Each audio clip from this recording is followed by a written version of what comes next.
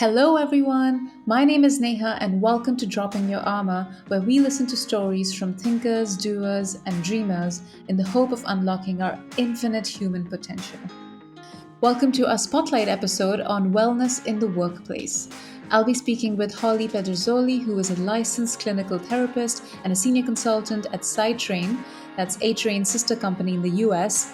And we had a raw, authentic, and very enjoyable conversation. And I hope you find it useful in your well being journey.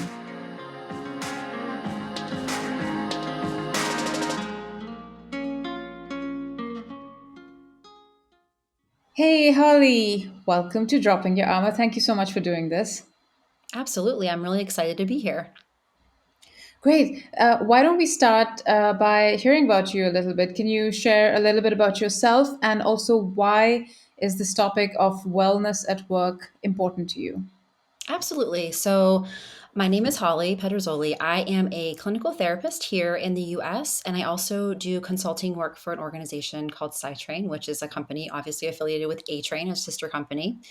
And my background actually, when I studied undergraduate, my degree is in business and psychology. And I went on to pursue a clinical track. So I am a licensed professional clinical counselor here in the US, and I also have a supervisory designation on my license. So I supervise other clinicians as well that are training in the field moving forward. And I have had the privilege of working in a lot of environments. I worked in a nonprofit agency for a community service organization where we've worked with dual diagnosis. Individuals that were involved in the court system and with children's services and were having a lot of challenges in their lives. I've worked in a clinical system and done consulting work for the United States Postal Service, where we have done clinical consultations and also environmental consultations as well for that organization. And I've also worked in private practice for, 15 years now, where I have my own clients that I see in my private practice and also obviously consulting with SideTrain. So this topic is really interesting for me because it's where all of my worlds collide. So I have the clinical background. I have a very much of a passion for wellness and mental health. And I also do consulting for organizations and in leadership development and organizational structure. So this topic for me is where both of my passions have come together. And I really see the power in having knowledge around this for the success of individuals and organizations moving forward. Amazing. And I'm so happy to talk to you about this, Holly. You're obviously having a clinical background and a consulting background. You've seen, you've been quite close to it. And I'm super interested in this topic, just looking at the state of the world right now and having also from a personal angle, right? I also went through two burnouts myself and they were not fun. No, And I know not this at is all. pretty mainstream, right? By now, I Yeah. think most people I've spoken to have gone through a burnout at least once in their life. And I just feel like it's an important time for us, especially since the pandemic brought to surface a lot of issues in the way in which we work. It's an important time for us to pause and reflect and take stock of that situation. Yeah, and you're not alone. I mean, if you look at the rates of depression and anxiety and burnout, they are much higher today since the pandemic than what they have been in the past. So it's something that a lot of us are struggling with, and that we're seeing more and more. That's typical and common for all of us in the workforce. Yeah, I actually came across a statistic on the WHO site that it's a 25% increase since the pandemic in depression and anxiety rates, and the worst hit are young people and women. Yeah, which isn't surprising. I know even, I am a working mom and I know the challenges of having a full-time job, and being in charge of my children at home and organizing all of that too. I mean, it's constant pressure from home and work, and you feel like you're on call most days all day. So it is a very challenging time in that realm, especially being flooded with emails and requests. And when you're working remotely, I've noticed that there's a little bit more of a blur in between work time and personal time. So I think that's a challenge a lot of us are struggling with as well. Yeah, yeah. And I guess people, maybe just to demystify some of those terms, we already talked about depression, anxiety, and burnout. And I know that they're used very commonly in our everyday language now, but I think it might also help to deconstruct those terms a little bit. And maybe I could ask for your help just to give us a little bit of an input on what those terms actually mean. Absolutely. Well, and I think first to say everybody is going to be sad, everybody is going to be nervous, and everybody is going to feel overwhelmed. So I think that is, kind of a baseline to remember that those feelings are normal. It's normal to have those feelings. It doesn't become a true depression diagnosis or anxiety diagnosis until it's impacting the way you're functioning. So when it really starts to impact the way that you're having relationships or you're working or things around you, that's when we look more for that diagnosis. But those feelings that are associated with depression and anxiety, those are very normal feelings to have. It doesn't always have to be a clinical diagnosis when you struggle with that. And same for burnout. We all get overwhelmed and feel frustrated, and have that stress at work, but it's that chronic stress when it comes to burnout. It's the chronic stress, and then it's where you are um, really removing yourself and you're not engaged. You're much more cynical at work. Your performance is being impacted. There's some apathy towards what you're doing. That's when we start looking more at that burnout phase, because it's chronic and there's more impact and negative behaviors around being in that state. So it's really the impact on your life and how Yeah, you, yeah, how much does it stop you from living your fullest and most meaningful life, right? absolutely. And so let's try to deconstruct the problem a little bit. We're saying that yes, the depression and anxiety rates and burnout rates have increased since the pandemic, right? And we are in somewhat of a, not to exaggerate, but a well-being crisis at work. Yes. Yeah. Um, why do you think, or whose responsibility do you feel that is? Is it the responsibility of the employers to take care of this? Is it of the governments, the society, of the individual? I think that this is also kind of part of that debate, right? On whose responsibility is it to tackle this problem? I think it's a great question. And I think that's where you're seeing a lot of people starting to talk more and more, because I think in the past, people had a division that it really wasn't your work environment that was an issue or responsible for that care. Whereas I think now more and more, the societal pressures that we're seeing and the increase in mental health issues and burnout and stress, that work environment, we spend a lot of time in our work environments. So it's starting to be a more holistic picture of how can everybody as a society come together to really promote wellness for us as individuals. So I think that people are talking more about it being something that the workplace should focus on a little bit more, and something that as a society we should focus on more, because now we're seeing that impact. That's, as we talked before about when do we start diagnosing, it's when you're seeing impact. It's the same thing. Now we're seeing a really large impact. So now we have to make some changes in behaviors to support those around us. Yeah, absolutely. So there is a, well, there is a moral obligation, but it's also good for business. Let's face it, right? You don't want Oh, to yeah. have employees who are sick all the time and absent and just not loving what they do, because let's face it, I mean, that's not going to result in any great business success, right? Oh, absolutely. And there's performance issues, and then you're not building revenue. Your teams are struggling. I mean, that impact really is systemic and can flow pretty quickly external. I know myself, when I'm in a good place and working, I'm a much better employee. My work is Mhm. better. I'm making less mistakes. I am more creative. I'm more connected. But when I'm in a burnout state where it's just been too much, the work I'm doing isn't as good as what it could be. And I think everybody can relate to that. Yeah, absolutely. Okay. So it's a problem that concerns all of us, right? As an Mhm. individual, of course, I care. It's my life. I need to take responsibility for it. As an organization, it's my responsibility too to take care of my people. And as a society, I think if we want to have more healthy individuals and healthy population and growth as a society, we also need to take care of that on a governmental policy level, right? Mhm. Mhm. But let's maybe talk a little bit about why we're in this crisis right now. Obviously, this has been going on for quite some time, right? It's not like it's a sudden well-being crisis. This was always a problem, right? But I feel like things have compounded in the last couple of years, and it just feels more dangerous at this point in time. That is such a it's a great call out, and I think people are still trying to figure out why. I even asked myself the same question is why does it feel so different today versus what it did years ago? Everybody had stress, and even us working in the consulting world we work in, I mean, it was fast paced, it was busy, we're all, moving quickly and multitasking and doing all of that, but it feels different today. And I think people are still trying to figure out what is that about? Have the demands increased?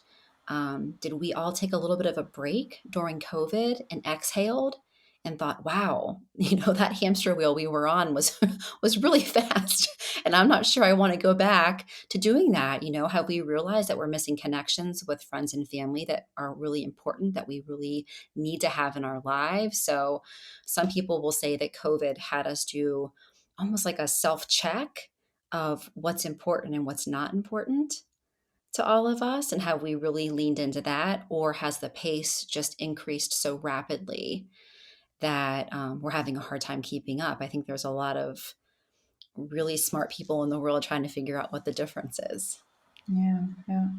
And I'm curious about this thing about the pace, right? Because I also feel like things are just moving so fast, and Hmm. at any given point in time, my attention is Oh divided yes. between five different things, right? And it's obviously not helping. And of course, it also calls into question if we're gonna see a rise in ADHD rates and Hmm.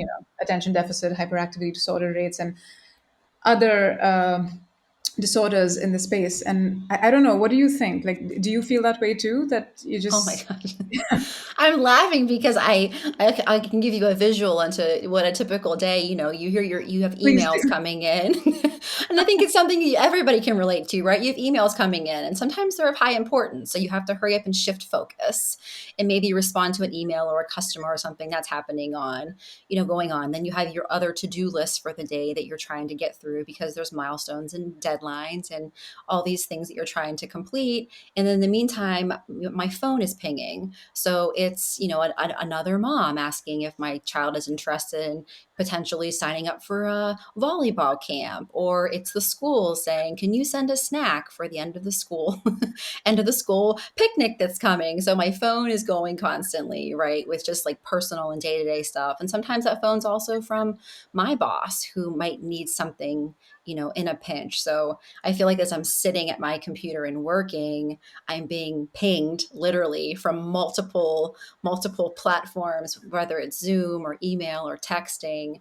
And the ability for me to focus is more challenging. You really have to make a physical effort to tune out the other background noise to stay really leaned into focusing to an end goal of a completion. And what neuroscience is saying is that's changing your brain.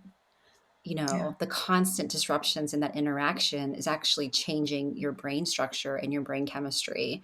And it's contributing to lower performance, memory issues, all of these different things. So the environments that we're working in are more and more challenging than they've ever been. Yeah. And I think when you're used to that stress cycle, the stress cycle is also very addictive, right? When you're used to it, when you go Yes. on vacation, I don't know if this happens to you, but last time I was on vacation and I put everything and I had finished all my work. I was so proud of myself. I was like, yes, I'm so focused on this vacation. I'm just going to sit here and enjoy, and I'm going to read my fiction book, which is also something I never do. And I really struggled with that. The first 2 days, I really struggled to open the book, read a word, and then it wouldn't register because I'm thinking of all the things I need to do once I'm back from vacation. And it's just like my Yes. brain is addicted to stress at that point. Of course, 3, 4 days into the vacation, like, yes, I'm calm, but it takes a while to undo that cycle. And that's typical as well. It is that physiology behind how we're used to working, and the cortisol loops and the dopamine and all of the ways our behaviors have been changed and how we operate. I know myself, I'm with you. It takes me a few days to really just kind of exhale and really lean into a vacation environment. But then what I find is then 2 days later, I'm starting to have the, oh no, what am I coming back to? Yeah. And then the urge to check my email and just stay a little bit caught up just in case, so then I find myself getting out of it too quickly too. And I think that is, I read this article somebody had done. It was such a great point. It was like back when we had landlines, right? Back when our phones Yes. were connected to our walls, the expectations were very minimal. If people couldn't find you, it wasn't a big deal. Work couldn't find you, it wasn't a big deal. When you were on a walk with your family, you were on a walk with your family. There was so much better, focus and energy. Now, if I'm on a walk with my family, my phone's in my back pocket. And if it pings, the first thing I want to do is look at it. Does somebody need me? Are my parents okay? Is it somebody calling from work? Is there something going on? And I thought that was a really great, simple visual of how we've changed as an organization, as a society, and what we're dealing with when it comes to social media and smartphones. And people are able to get a hold of us at all times, and we feel that pressure. Yeah, this calls to mind a really funny encounter. I have a colleague and a friend who messaged me on Friday evening about something, and I'd already shut off my Zoom at that point, so I didn't see it. And the next day, he messaged me on WhatsApp about something, right? And it was just some question. And I didn't see it either because I was having one of my, I call them hermit days, where I just cut off all I communication with love it. everyone. I'm in my house like a hermit, doing chores or just sleeping, doing whatever. I don't want to talk to anyone. I'm off the I grid. love it. And in the evening, he panic called me like, "Are you okay? You Mhm, didn't answer my message on email, Zoom, or WhatsApp." And it wasn't a work-related urgent question. It was just like a "Hey, how are you doing?" question. I was like, mhm. "Yeah, of course I'm okay. I just didn't see it because I had my phone off." And people expect you to answer them, when you Yes. send them messages, and they'll contact you through many different channels until you answer. And if you haven't answered, then there's a panic that maybe something's wrong, which is crazy because, yeah, that's not how I grew up. No, no, and that's a great visual. And then I know that we start feeling that pressure, right? You start feeling that pressure to respond, especially as a customer facing team that I do, with my consulting work. If customers need you, you want to be responsive.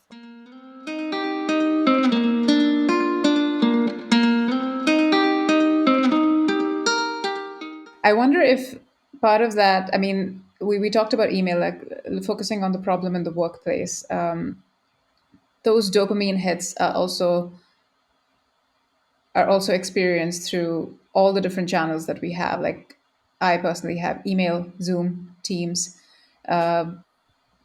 a customer platform that I'm a part of where I chat with them. Is there something to be said about the way we design the workplace and the way in which we work right now that's making this problem worse?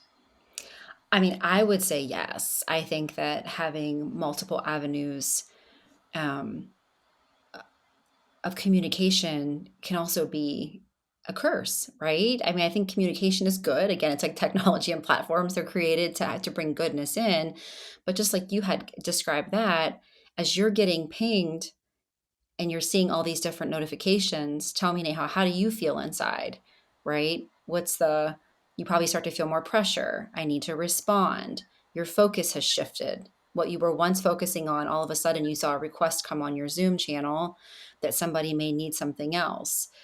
So I think that when you're constantly being inundated with all of those different avenues, it's making us less productive at work. It's promoting burnout because we're working in that constant heightened space. And it's actually an article that I read as well was talking about how it is changing our brain structures, changing our prefrontal cortexes and all these different portions and aspects of our brains. It's changing, you know, how we function, and it's promoting more stress, more cortisol running through our bodies, less performance, less engagement, less creativity, and it's impacting us negatively into how we're all working. Yeah. And I think it also has to do with the ideal that we hold about being successful in business, right? Hmm. I think this was popularized in the Silicon Valley, the move fast and break things, and that's the kind of Yeah, fail culture that fast. we, Yeah. yes, yeah, we need to Yes. be first to market. It's all about speed. It's about, Yes. yeah, it's, yeah, really about speed and disruption above anything else. And I know that there are other companies that are breaking that mold, and they're focusing on sustainability and quality, and maybe move slower but really make a positive impact, right? Like Patagonia, for example. But I feel like this pressure on the business end, because let's face it, I mean, no one wants you to have terrible mental health as an employee, but you also want to be successful in the market. And that pressure to be successful in the market drives the pressure internally on the employees as well, right? Absolutely. It is, to talking about impact, to go back to that, it is, I think, a really good shift is to look at impact versus hours worked. Hmm. It's like what is the impact? Are people working efficiently? Are we getting, the KPIs that we're looking for? How do we look as an organization? Because you're right, because speed doesn't always equal success. Speed can create a little bit more chaos and negative impact than what we're actually wanting to do. And that's what I like about working with our organization is it's as long as you're getting your work done and your impact is strong and your customers are happy and your survey results are great, and we're doing well. I don't feel like people care as much about when we're working. So if I want to Hmm. work really hard in the morning and I want to take my dog for a walk and come home and then finish working, or if I want to go to the school to attend a meeting or a talent show and do work later in the evening, that flexibility, I can still get a lot done. I can Yeah. still be a very efficient worker, but flexibility is something I think more and more people are starting to really want in their lives. There's breaks, right? I can like shift out of that constant distraction. I can shift all that cortisol down a little bit. I can, move myself and go for a nice walk and kind of exhale and get rebalanced. So I think you can still do a great amount of work, but people I see are working better when they have the flexibility to work and have balance in how they work and what's important to them in their personal lives as well. Yeah. And biologically too, right? There's Yeah. a lot of research about people's circadian rhythms and how some people are actually, the whole thing of early morning, early bird and Hmm. night owl thing. It's true, right? I It work a is. lot better in the afternoon. If I wake up at the crack of dawn, I'm useless in a meeting. So I appreciate the flexibility where sometimes I just wake up late and I have no problem working until 8 or 9. That's perfectly fine. In fact, I do some of my best work in the evenings. Yeah.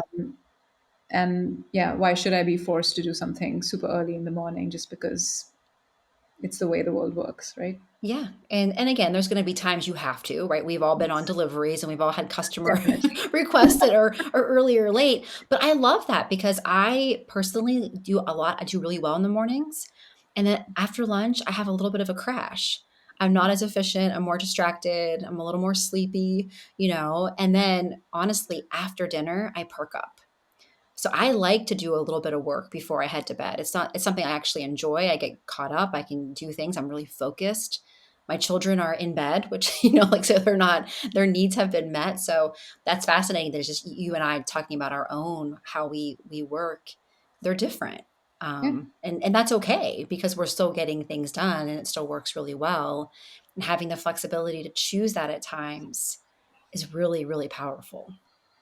absolutely. And it can also enable global collaboration, right? Maybe I'm not the best suited person to work with APAC, but with the US, Yeah. I'm there, right? I can do that while sitting in Europe. So you could also see the strengths or the advantages that has to offer if you give people the flexibility as well. I agree. And that is one thing that research is consistently showing is that organizations that offer flexibility have happier employees and they have better performance and they have, better collaboration. So it's interesting that I don't think, years ago it was you showed up at work at 8 or 9 o'clock, you stayed all day, you went home at 5 or 6 o'clock. Maybe there was a commute on either end of those. And now we're asking for flexibility to work. And you and I are both, I would say, high performers. We like to get things done. Like there's a lot of trust in that if you hand us projects, they're going to get done. And luckily for us, most of our coworkers are the same, where we have trust in our environment that that we know people are going to get it done. I think we're Yes. really blessed that, and having that flexibility really works for us versus having to be, tied down 8 hours straight and trying to focus in that time frame. Like Yeah. society's shifting, I think, and how we're looking at work. Yeah. Exactly. I think the important part there, that what I've learned from my work and our work in A Train Side Train, is that if you design for your aspiration as opposed to design for the problem, it helps you a lot. So, for example, right, if you design to meet the fundamental needs of people, and what are the fundamental needs? There's purpose. You need to have purpose in your Hmm. work, in your job. You need to feel like whatever you're doing is contributing to a bigger, more meaningful goal, right? And you need belonging, Yeah. right? You need to feel Yeah. connected as part of the team. And if you design for those and give people the flexibility to manage their time, they will show up. They will like Yes. I'm happy to put in like even 16-hour days. That's completely fine for me for a project which is super critical in that moment, and I need to finish it, and there's going to be a huge positive impact for my customers. I'm super driven to do that, but that also means that next the following week I need some time off to recover, regenerate. Yes. I, Like, yes. no It's questions that. asked, right?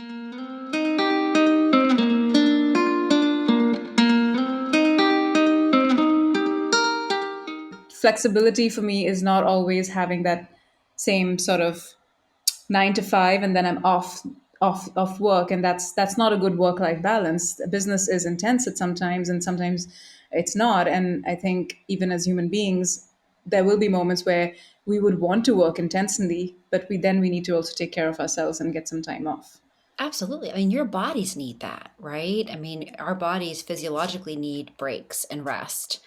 And so, and I agree with you. I don't mind, working hard and putting in some extra hours, but knowing that I have the following week where I have a little bit of downtime and I can recharge and reconnect and exhale and, go back to what I like to consider a healthier baseline. It also motivates me as well. But if I know it's like running uphill, if I know I have this project and then the next project and then the next project and I can't see an end in sight, and it's constantly moving at that pace, that's when you're going to see that chronic issue of burnout. That's where people are just going to, we're not really created and made to work like that a lot and back to back and over and over and over again. So I think that's a really great call out about like flexibility and breaks and the importance of having those and the control to utilize those as you need. I think that's really powerful too. And I know we have that ability here in our organization where if we have a really big delivery and we want to take a day to recharge and catch up, we can, and then we can jump back in. There is that flexibility within our organization, which I think is a really great perk that we have.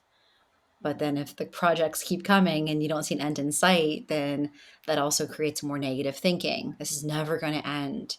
How am I going to survive this? And then you're more irritated, right? And you're more tired, you're less engaged, you're more cynical. And then that spirals into the symptoms of what we describe as burnout. Yeah, yeah. And I think there was this interesting study conducted, right? This experiment on the 4-day work week, and they Hmm. released some results for the UK and Australia, I think, this year. But it was done last year. It was a 6-month study to test out the 4-day work week in organizations of different sizes, different industries, and the results were overwhelmingly positive. Yeah. I read that 90% were going to continue working in that structure. Exactly. And I think there was a sizable percentage of people who said that they wouldn't want to go back to, or wouldn't want to join a company which had a traditional 5-day work week, right? That, Yeah. Well, and with that too, the turnover was less, mhm. and they had less absenteeism, which I thought was fascinating, and people were able to maintain good productivity. So what came from that study was a very beneficial, was what we're all looking for, right? We want to have people that are engaged and not calling off a lot, and keeping talent within our organizations and having, high productivity internally. So I thought that was a really interesting study. Yeah, and the business didn't suffer either, right? There was Mm-mm. actually it was a positive scenario for the business as well. I mean, it was only 6 months, but still, um, there was no dip in the business as well. And what was fascinating is that people worked more efficiently. Yes. And that was one thing that I found really interesting is there were less meetings and more space to work because people realized you had the 4 day versus the 5 day to get things done. So as an organization and a system, they all came together to make it a more efficient stream. So it worked well for everybody in the organizations. And I found that really interesting as well, because we all know, at least we know, Neha, that the amount of meetings we have sometimes just means meeting all day and working at night. Yes. So that's those meetings can be very overwhelming. And what I particularly liked about the study is, well, there are many parts to building that wellness, right? And maybe we could also pivot a little bit into how are organizations tackling this problem at the moment. And there are many routes to it. And what I really liked about the study was it was not about adding something to the mix, right? It was Yes. about giving more space to people and removing something from the mix to create that environment for wellness. And it was beautifully executed, right? Because Yep. it's removing something a day and it's not about adding another training on top. And I don't know, how do you see the different ways in which organizations deal with this problem? Well, I think about if I'm in an organization where I am, I'm over capacity, I'm working under extreme amount of stress, I'm trying to get all my deadlines, and then my boss says, "Hey, we're having this, lunch and learn on wellness and healthy, healthy something," and I'm thinking I can't go because I have a customer that needs something at 1 o'clock, so it's just creating more stress for me trying to attend things. Or if there's a gym on campus that I can't get to because I'm so busy, or when there's perks available, but the system doesn't allow for them, it's kind of a pointless program, right? Like it's almost creating more angst if you're not able to utilize the programs that are being offered. And if you are, if it's creating more stress because there's no time and space for it. I think that's a really great call out. Yeah. The one thing that I've seen work quite well though, which is additive, is um, creating spaces for connection for people and true Yes. meaningful connection, not just here's a list of 20 icebreaker questions and let's have some fun on the Zoom call, but really taking the time for deep, meaningful connection. And I say that because also if you look at the research on burnout, right, connection is one of those antidotes, and especially since post pandemic, there has been an increase in isolation. Right, people are Yes. working more and more remotely And they're in more and hybrid more settings. lonely, right? They're People more and feel more more and lonely. more lonely. Yep. Yeah. So I do feel like organizations that create spaces for connection, even if it's virtual, but really go deep with that space, right? Um, that I've seen has been quite beneficial for people, and this is anecdotal evidence more than anything. I haven't done the research here, but Well, we see that. That's where we see energy in the rooms when we're on our deliveries and when we do things is when we do our, that connection. You can see people really perk up and they get excited and they get energized. And you can watch the room shift sometimes when people feel those connections. I think it's a very powerful. But it's also, I love what you said, it's time and space. That seems to be the theme is people have time and space to work effectively, to connect, to be able to feel balanced. That seems to be a really powerful thing that we're missing right now because everybody is just cramming everything in to every single moment. Even as if I'm sitting waiting for my dinner, if I'm picking up dinner, let's say for my family, what am I doing? I'm checking emails, I'm going through text messages I may have missed for the day. Like every moment seems to be so jammed packed for us to get things done versus time and space just to be and connect and be creative and work in a place we don't feel that pressure all the time. yeah, right. And how do you see? Now I'm thinking about other ways in which people promote wellness at work, right? Having really great campuses with gyms and Hmm. even beds for people to crash in if they're they That would could, be me in the afternoon after lunch. I guess, for your quick, afternoon nap. quick little nap after lunch, and then I'm great. Yes, exactly. Or free counseling sessions.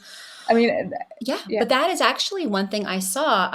An organization, it's Certified Angus Beef is the name of the organization. They actually have an on site clinical psychologist during the day for consultations that you can, and it's during the day, so it's not before work or after work, where you can stop in, have a consultation, have a conversation, talk about that, the wellness or things that may be challenging. So, having even that on site as a support is something that people are seeing a little bit of success in, and lunch and learns that are focused on mental health and wellness. And but then there's actual the time to sit and connect and talk and really have a powerful conversations to normalize stress or anxiety and depression and burnout and all of those challenges. So I think some organizations are starting to incorporate that into their campuses and into their environments.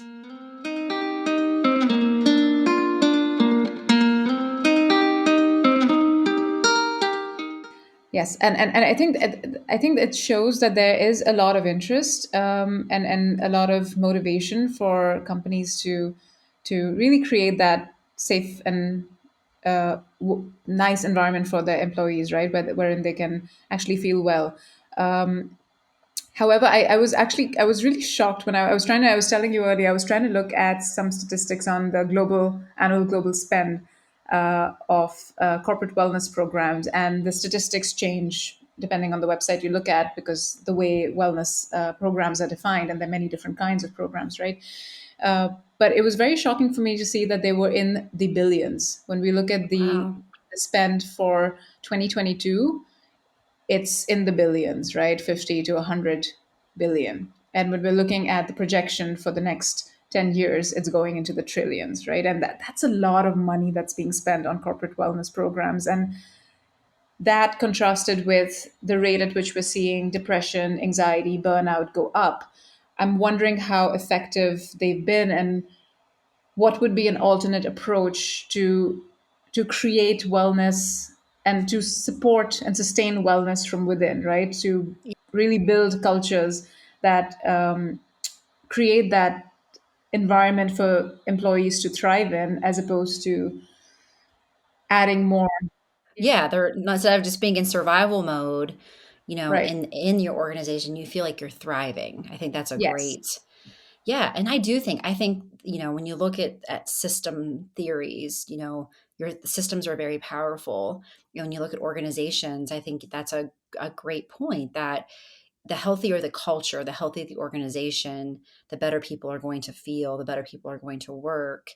And I think it's for all of us working to look internally at our organizations and say, what are we doing well? What are we doing well? And what are some gaps we have that may be sending, you know, unhealthy messages to our employees, or creating unrealistic expectations, or non-clarity in roles, or micromanagement, or all the things that can wreak havoc on a system. It's almost doing like your own temperature check and analysis of, how do people feel and work in our environments, and what are some things that we can do culturally that we're still working. We're not saying people should have, no work and they should take naps every day and have, that's not, we definitely know there has to be a balance. But where do people feel energized with time and space and balance to do their best work, and then they're staying with our organizations. We're not losing talent. They're telling people they should come work with them for these organizations because it's such a great balance. There's a lot of positive ripple effects, but I really do think it starts with the system and the culture of the organization. um, and if it's toxic, or if it's a wellness kind of a focus as a base. Yeah, and I love that point that you said, that it's not going against the idea that you want people to perform. We're not No. talking about a cushy environment, because I mean, for perform an environment where people don't perform and the business suffers also means that, that environment is risky for the people, because they don't have job security the next year because they didn't meet their financial results. So that's not the environment that you want. You want people to perform, and people want that for themselves, because people also have Yes. this need to contribute, right? And they want to feel a sense of accomplishment. And performance does require a little bit of stress, and stress is not a bad thing, right? There's stress in the right amount, helpful for you to grow. That's what you really need. You cannot grow without stress, without adversity. That's key ingredient in your growth. Um, No, and I want to use that talking about that stretch, just like not to interrupt, but to kind of like go back to that stretch piece is when I've read about working like in flow, like what is flow? How do you work in that flow? That when you put that together, it's the right level of stretch. mhm. It's that learning zone, not the panic zone where you're feeling flooded, like you can't function because it's just too much, but there's the right level of stretch. You still have confidence in yourself that you can complete the task and do what you need to be done. There's also short term goals with instant feedback. So people know right away this is working, this isn't working. How do I pivot? What do I do? And then there's clear goals, there's clear feedback, and they feel they have control of their environments. So it is like that open clarity. I've got control of how I'm working and I feel the right level of stretch. I'm not flooded constantly, but I'm being pushed a little bit, but I'm learning and I'm growing and I'm thriving. I think that that's what is the best, I guess, structure and dynamic for all of us to work in our best ways. And how can organizations actually do that, or how can maybe even starting with managers and their teams, how can they create that environment for themselves? I know we do a lot of work in what we do in, teaching people how to give effective feedback. Because we all feel as that feedback can really be beneficial when feedback is a gift and it helps people grow and change and move. I think it's really going back to basic of how do we give healthy feedback to others? How do we take the temperature and see how our people are feeling? If they are feeling that right level of stretch or they're in that flooded state, it's expectations and clarity and role, making sure people know what they're doing, who's doing it. And it's giving people the flexibility to work at their best to achieve their goals in the most efficient way. So I think that there's ways that organizations can pull those together to make sure those base things are being met as a first step shift to move forward. So there's definitely some things that you can do in your team, right? And interpersonally exchanging feedback. And I think culture also, it's important to note, right, that culture is, teams can be a really great catalyst for culture to spread, right? Because you have a little microcosm in your team, and that could be a really great place to experiment with things. But of course, then you need that to be in sync with the rest of the organization, because it's very hard to work against structural, points of friction like KPIs and things like that are probably incompatible with how you're working. So you also need some structural changes on the organizational level, some policy level changes, let's say. Yeah. And honestly, really good buy-in from every level, right? We're all working on this together with the same common goal of the culture we want to create. Because if a subset's working on it, but it's not supported in the system, then it's not going to be productive. Absolutely. And I would add that it's also on an individual level, it's an important growth journey, right? That Oh this yeah. is probably when you're feeling stuck for that long and you feel like something needs to give way, it probably also means that you need to upgrade your own operating model, and something in the way in which you're approaching that challenge is just not working, right? And it doesn't mean that you now need to double down on that with everything that you've got. Maybe you need a different approach. And even just reflecting on your own patterns and how you show up at work, and what are some of the places where you feel like you're unable to break through, and working with a coach or with a trusted colleague, I think that could also help a lot. I think that is really crucial, if I'm being honest, because we all can get stuck. And it's having one thing we practice clinically is cognitive behavioral therapy. So it's really leaning in and saying, what are the messages you're saying to yourself? And in these messages that you're saying to yourself, what is the impact it's having with your feelings and your behaviors? And having somebody around you that can say, okay, let's process this. How are you approaching it? How are you viewing it? Are you putting too much pressure on yourself? Are you making faulty assumptions about those around you? Is this within your scope of influence and control? Having those really effective coaching conversations or peer coaching conversations can help you as an individual rebalance and make sure that you're in a healthy spot. Because it's easy to fall into our own negative thought loops. Very Exactly. easy. Very easy, yes. All right. Then maybe just bringing it back home, right? I know we discussed a lot now, and we also talked about the different ways in which that topic of culture can be approached. And I think that honestly, the topic of culture probably needs its own spotlight episode because it's a big one, right? How do you actually create a movement from within and transform the culture of the organization? It's not something to be done very lightly. But Holly, maybe just to bring this to a close, what is your wish for the future, and what's your call to action for people listening to this?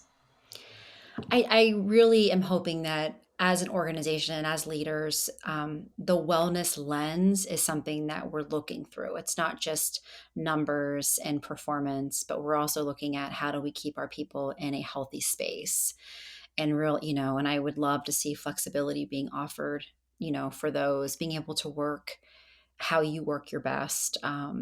Healthy boundaries in organizations, that people are looking at what's healthy in this system and what can we do to make changes so people have those boundaries. And I really hope that people can move to one communication platform, Neha. I feel like the multiple I hope that too. call to action for all of us, even internally, because we're bad at that as an internal organization too. But one way for somebody to get a hold of me would be great You versus know what? 45. You're probably gonna, if you do that, you're probably gonna send the person who needs to find and implement that communication platform into burnout.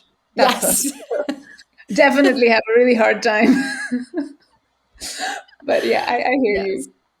Yeah, but I really hope that this wellness conversation and this lens is something people are really looking through actively at all levels of an organization so we can keep people happy and working in their flow and working in their best space. And those depression rates go down, those anxiety rates go down, those burnout rates go down, and people feel connected to what's important to them personally. It's that nice balance that we're all looking for that I hope people start to prioritize in the future. I love that. I hope so too. Thank you so much, Holly. It was really a pleasure talking to you. And yeah, I gained a lot from this discussion with you. Thank you so much. Always good to see you, Neha. Thank you.